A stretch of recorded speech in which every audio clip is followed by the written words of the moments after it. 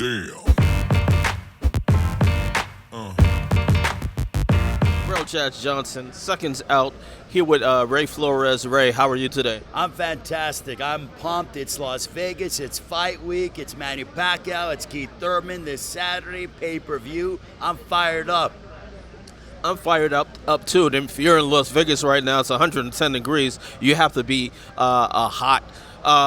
Great fight on paper this Saturday. What are your thoughts on Thurman, Pacquiao Thurman? I think this is an excellent fight. I think this fight there's so many layers to it. We heard the legends like Winky Wright, Marco Antonio Barrera, Eric Morales, the current WBC welterweight champion Shawn Porter break down the fight. Manny Pacquiao, 40 years of age, is defying father time and still fighting at this elite level as one of the best in the welterweight division. Keith Thurman is looking to take his record to being 30-0. The fact that Thurman has beaten the likes of Porter, Danny Garcia, his record is perfect, but he's looking, this win over Manny Pacquiao on Saturday night, if he gets it, would be a victory over an icon. It's the new school against the old school. How is it going to play out?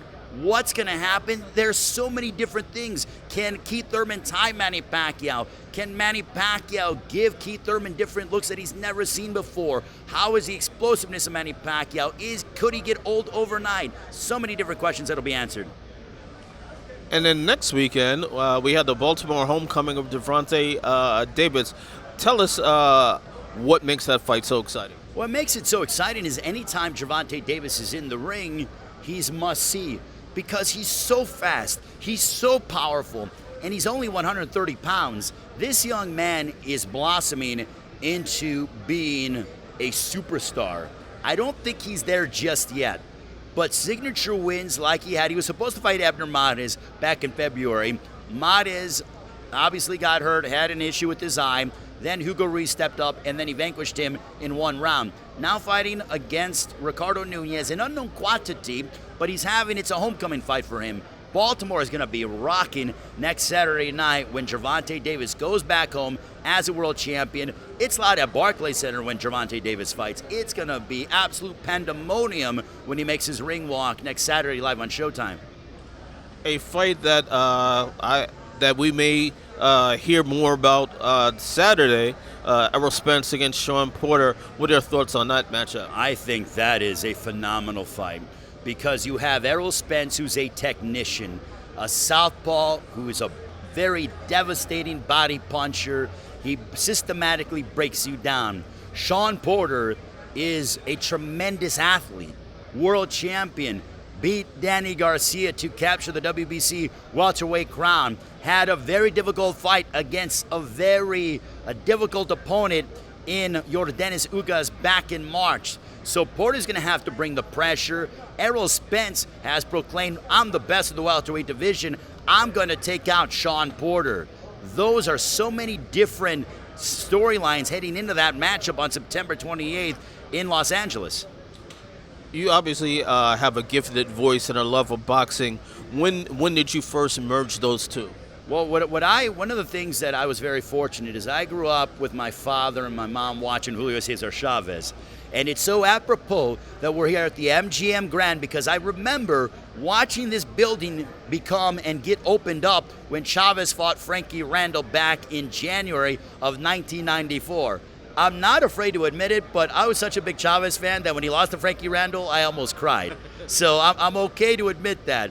But how I merged it is I was very fortunate to start off doing local television in East Chicago, Indiana. I'm a Hoosier boy, and then I was able to do a couple things. Went to Columbia College in Chicago, started doing radio, doing a boxing radio show, and then it just kind of built from there. And I worked for some of the greatest promotions and networks on the face of the planet, and I could not be more thankful. And also thanks to the boxing fans for being so amazing to us.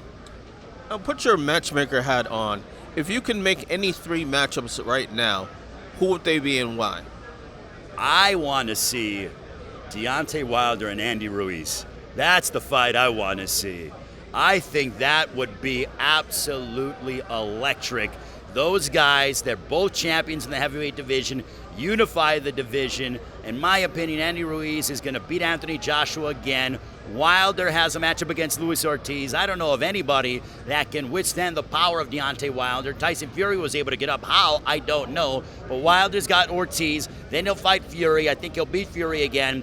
I want to see Wilder. I want to see Andy Ruiz. I want to see also, look, it is the 800-pound elephant in the room. I want to see Errol Spence. I want to see Terrence Crawford.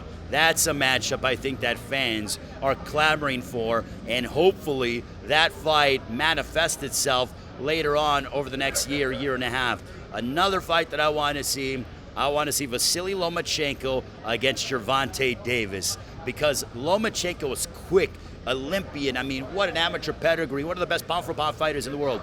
But the explosiveness, the power, the speed of Gervonta Davis, I think, can give Lomachenko issues. So those are the three matchups that I want to see. And if I had a fourth one, I got to go with Caleb Plant and David Benavidez, because they don't like each other at all. I know both guys. They're both outstanding human beings, but I want to see that matchup. Benavidez has Anthony Durrell.